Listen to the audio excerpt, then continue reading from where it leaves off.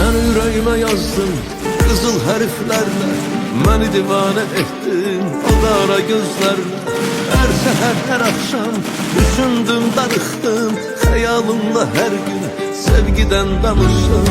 Sen yüreğime yazdın kızıl hərflərlə, məni divanə etdin o qara gözlərlə. Hər səhər, hər axşam düşündüm, darıxdım, xəyalımda hər gün sevgidən danışdım.